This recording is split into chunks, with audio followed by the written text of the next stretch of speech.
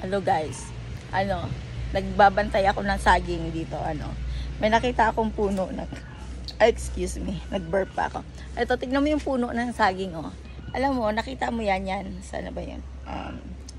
Yan. Ang liit-liit ng bunga niya. Ayun, oh. Ito yung saging. Where is that? Now, I cannot find. Where is it exactly? Oh my God.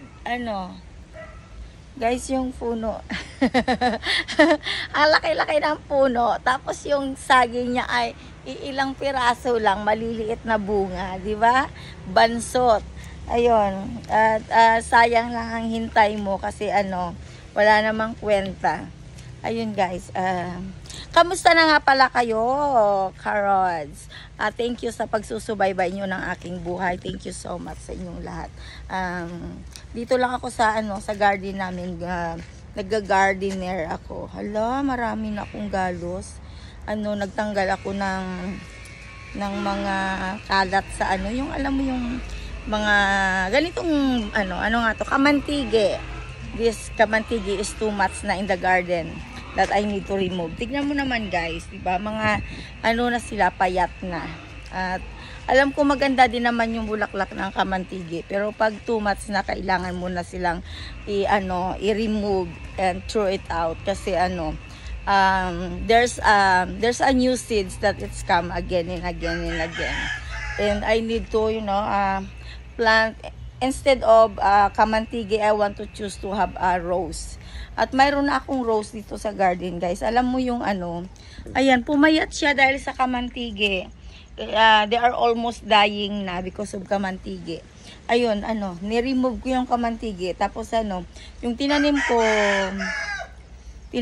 and I cannot remember how many months ago. It's a ginger. Diba? Mataba na yung ginger ko, yung luya ko, na, astig. Ayun guys, at dadagdagan ko pa kasi alam mo naman sa panahon ngayon, ang mahal-mahal ng luya. Pag bibili ka sa supermarket, Diyos ko, magkano ang kilo ng luya? 220 something or 240. It's very expensive na guys. Oh my God, yung you cannot sell in store for 10 pesos anymore. It's because it's expensive. Tignan mo guys yung ko, oh. Tingnan mo, nakita mo ba yan? Pinapared ko yan kasi ayan, ang dami-daming bunga. Alam mo, binawasan ko na yan. Sa kabilang side, wala na, tinanggal na. Pero may natitira pa rin, marami pa rin natitira sa taas. At kapag humahangin, nalalaglag din siya. Yun, marami pa rin siya. Mayroon pa doon sa kabila. Ayan, di ba? Ang punong maliit na hitik sa bunga. At ang saya-saya ko kasi lalabas ako mamimitas ako para kainin. Kasi siguro kapag bibili ka ng rambutan ngayon, mahal din ang kilo. Last time that I've been in San Jose, I bought, I think 140 per kilo. Pero mas nag-i-enjoy ako sa sa Lanzones. Ang maganda lang syempre dahil mayroon kaming puno, ayan ayan, hitik sa bunga, maliit na puno pero ang dami-daming bunga. Ang swerte-swerte namin. Bakit?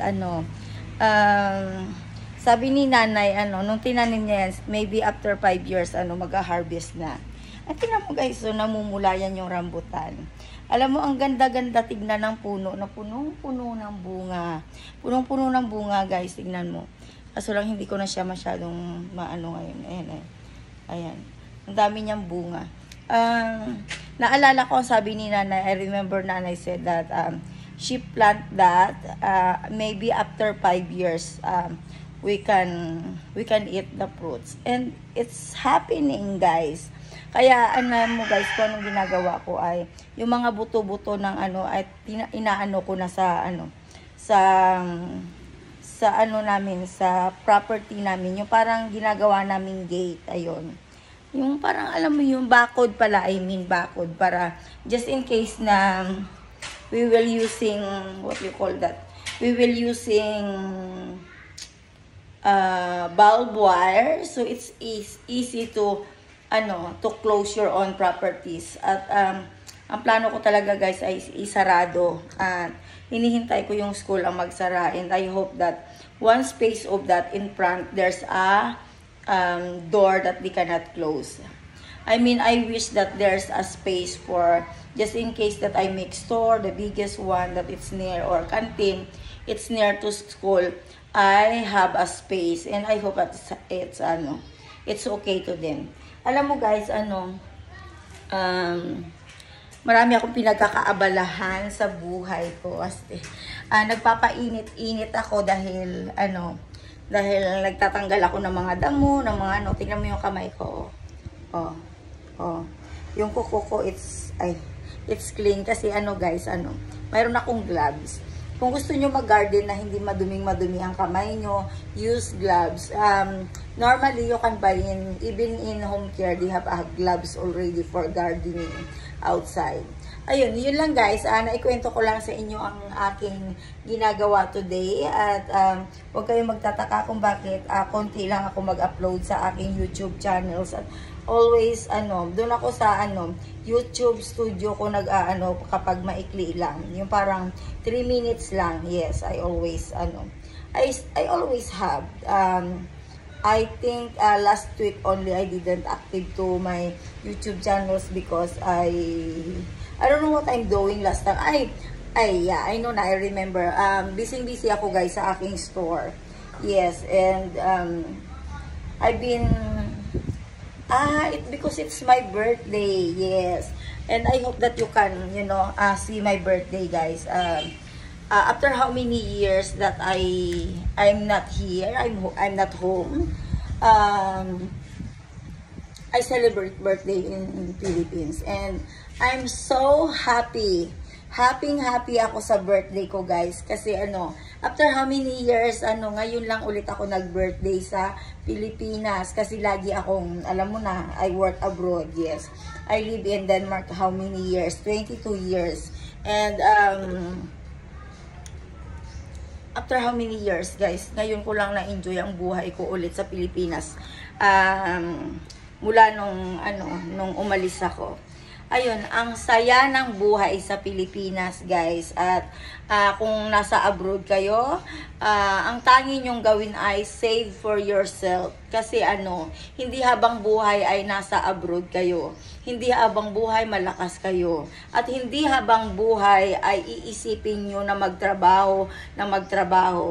Keep more money for yourself. Kasi I learned so many lessons, yes, in life. In the beginning, yes, I trust my family to keep or to invest something. But there's no regrets because it's past already in my life that I need to continue what I have now. And the most important is my future life. Yes, that's the most important for me. Ginawa ko ang YouTube channels para makita ako ng anak ko na malayo, syempre, kung saan man ay, kung saan man akala mo hindi alam. Nasa Denmark ang anak ko, yes. At alam ko na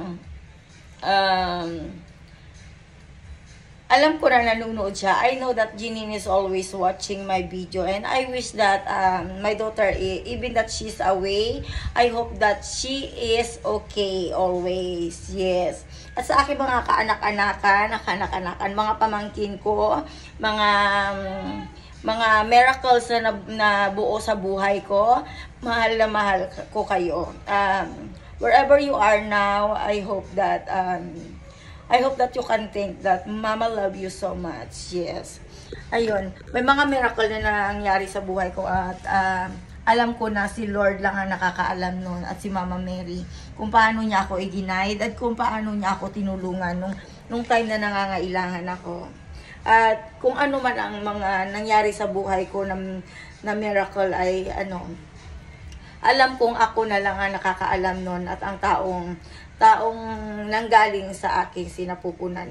Ayun, thank you sa inyo lahat guys. Thank you sa mga taong nagsubaybay ng buhay ko. Thank you to all of my subscribers that they always stay to my YouTube channels. Thank you guys. I hope that my YouTube channels is getting more growth, and utang na loob ko sa inyo ang mga magagandang alaala na nangyari sa buhay ko.